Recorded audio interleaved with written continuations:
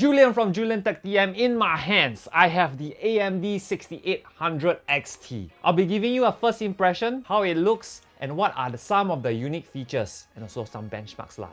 Team Red will be going up head-to-head against Team Green's RTX 3080. And I'll also be testing it with the 3700 XT, the 5900 XT, and Intel's 10900K CPU to see if there's any bottlenecks with different CPUs. And lastly, bringing it back home, is it worth it for Singaporeans to get? The first time I saw the GPU in pictures and in AMD's presentation, I didn't really like the boxy looks and the color of the 6800 XT because it kind of looks like the Asus RTX 3080 Tough Gaming, which doesn't appeal to me. But after unboxing it in person, it's much sleeker than I thought. And even though I personally don't like the grey at the back of the GPU, the side of the GPU looks great with its red stripe. The Radeon logo is angled 45 degrees, so you can see it clearly, whether you mount it normally or vertically. You can still see.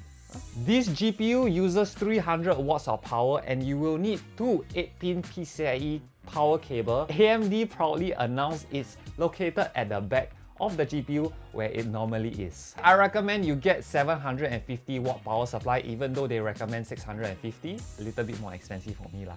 And the connectivity for this card is you have a 1 HDMI 2.1, 2 1.4 DisplayPort and a 1 USB Type-C.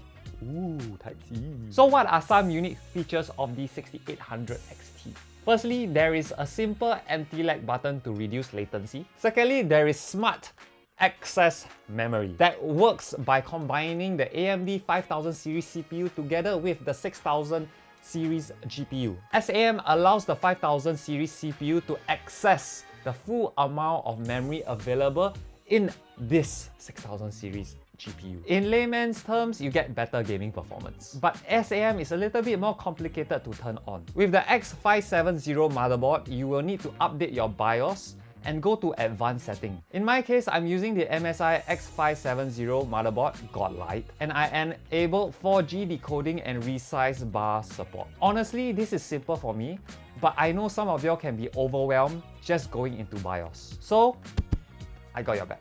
But this is definitely worth looking into because the improvement is 5 to 15% depending on the game. And last but not least, there is Rage Mode! It's a performance tuning preset that allows you to overclock your GPU with a performance improvement of 1%.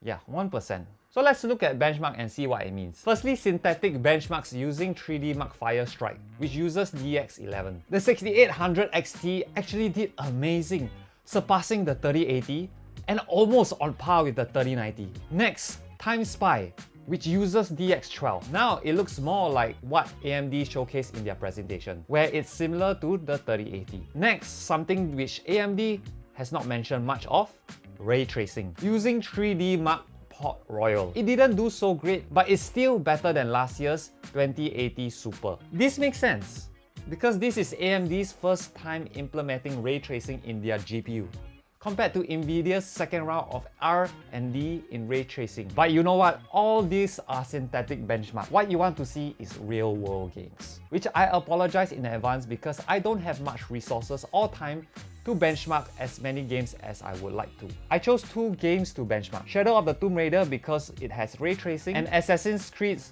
Valhalla because it's an AMD game, or a game made with AMD in mind. So what you see here is the 2080 Super, 3080 and 3090 with the i9 10900K. That will be compared to the 6800 XT with a 3700X and a V550 motherboard, i9 10900K with the Z490 motherboard, and a 5900X with a X570 motherboard with SAM. First, Shadow of the Tomb Raider without ray tracing. With the 3700X CPU, the 6800 XT only runs at 82%, while with the 10900K, it is able to run at 97%. And when paired with the 5900X and the X570 motherboard with SAM, even though it runs slightly lower at 96%, the performance gain is insane, beating the 3080 right off the bat. But when we turn ray tracing on, That's where the performance dropped for the 6800 XT, which kind of confirms what we saw in the synthetic benchmark. Next, Assassin's Creed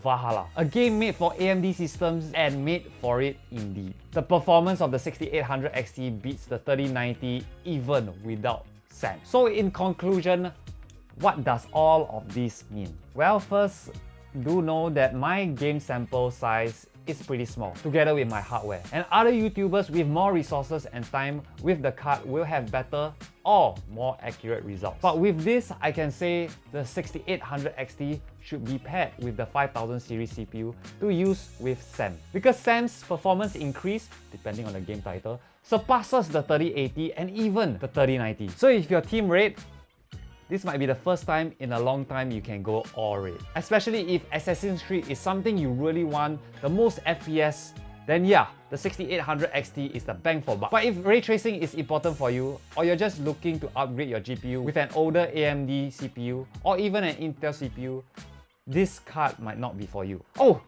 one more thing. Price. For now, there is no MSRP in Singapore. All we have are the US prices. My prediction is that it's gonna be about 1000 SGD. But if it manages to go below 1000, I think Singaporeans will see a lot of value in getting the 6800 XT.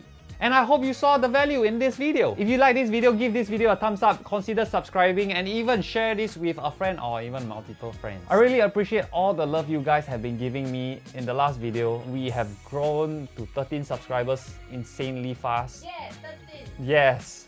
So I really want to thank you all from the bottom of my heart. But you know what? I'm done. Thank you so much.